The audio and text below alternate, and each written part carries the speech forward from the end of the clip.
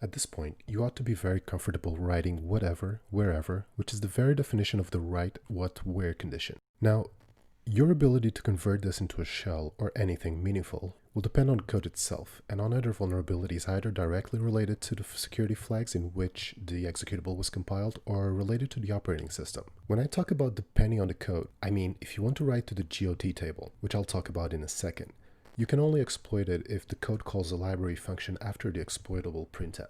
When I mention security flags with which the executable was compiled, I mean, for example, relocations read-only that won't allow me to write to the GOT table, or the randomization of that same table with position-independent execution support. And as for the operating system security, I mean, for example, ASLR. But even when you see ASLR, you must analyze it and check how good is its actual randomness. You might recall we've done a brute force in the second video of this series, where we exploited format strings and the fact that ASLR wasn't that good. I'm only mentioning these because while doing CTFs, people will often simply copy the binary from a system and try to get a shell in their own VM, while not having the same system weakness than the CTF designers were counting on. And if you grab the source code and compile it with different security flags, then what the CTF designers were also counting on, again, you might not get the flag after all. But let's first look at this vulnerable code. You can see we have the same format string issue here, but this time there's a function call to grant access that gives us a shell. But keep in mind that not only shells are relevant, this could simply be any operation that we were not supposed to have access to in the first place. So looking at this code, one way we could get shell here is by rewriting the pointer to string compare to actually point to the function address in the grant access. The pointer should be changed by the exploitable printf, and then when string compare is called, it would instead jump to the grant access function. Now let's compile the code in this 32-bit Ubuntu 16 with ASLR enabled. Let's assume the defaults in GCC in this system and check the security settings in GDB. You can see it has a canary, but we don't really care because we're not overflowing anything. It also has non-exec enabled, which basically means you won't be able to write where you execute and won't be able to execute where you write to. This is usually bypassed return to lib kind of exploits or ROPs in general. But those are overflows as well, which is not what we're doing. But a practical attack factor here is overriding the GOT table because I can see that position independent execution is disabled and relocations read-only is partial. So what does that mean? One of the extra vulnerabilities you can find in an ELF executable is the ability to write to the table containing the function code addresses of the library functions, called the global offset table or GOT. This way, when the process next calls such a function, it will actually jump to another position in memory and execute something else you want it to execute. The GOT entry pointing to the string compare function is where we'll be writing the grant access function address. Now, to replace the pointer to the string compare lib function, we need to understand how these library calls are made at runtime using procedure linkage table, PLT, and global offset table, GOT. The PLT is basically the code also known as stub that then jumps to a memory address populated at runtime by the operating system. If you come from a Windows reverse engineering background, this would be the import address table in portable executable files. So let's see this happening. We first get into GDB and we check for its protections.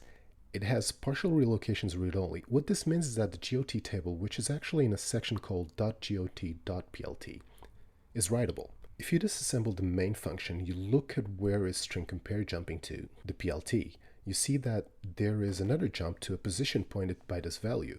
This relationship between the predetermined pointer that is hard-coded in your binary and its value which is set by the operating system when the program starts running is what's called the GOT table.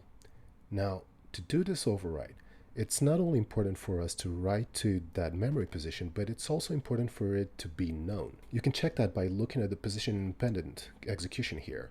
And as you can see, it's disabled, gold. I am definitely oversimplifying this, just keeping the part that will help you understand the exploitation here. But if you want more details on it, I highly recommend this blog on systemoverlord.com. Another way to quickly check this address is by using object dump. This will be our where in the write what where condition, and our what will be the address of grant access function. As for the direct parameter access of the first 4 bytes of our payload, there you go, 1, 2, 3, 4, 5, 6, 7. With this info, we can go into our generic Python exploit code, update the variables, and then run it. However, it doesn't seem to work. Well, actually it kind of does. As you can see here, it does execute the printf inside the function, but this is a common issue with input, meaning file descriptor 0 staying open when you pipe the output this way. The way to bypass this issue is simply piping in another cat without arguments to keep it opened. And there you go, we got our shell. Just notice how much time I spent explaining some extra vulnerabilities in order to take advantage of a format string that we just exploited very quickly in the end. And this is an important point, not only in the real world, but in CTFs. You might find a format string, but you need to understand other security issues regarding the security added to a payload in its compilation, as well as the environment, and understand when and how you can further exploit each. A quick note for programmers and developers. The GOT rewriting is, as I mentioned before, only possible because 1, I can write to that position in memory, and 2, its address is known in advance. This, of course, depends on the operating system, distros, versions, etc. So if you actually go check for the permissions on that memory address, we can see here that we have write permissions. However, if we were to compile this with this flag, and then got into GDB and again check for the memory pointed to by this pointer, we can see we no longer have write permissions. Another protection is creating position independent code, which will take full advantage of ASLR and randomize the GOT table as well as the code location. As you can see here, PIE is now enabled, and what that translates to is you not being able to either predict the where and neither the what, which slightly complicates the write what where condition. As you can see in both these addresses, they are suspiciously low numbers. This is because they are not full addresses, but rather offsets, because their location in memory will now vary from execution to execution, fully taking advantage of ASLR.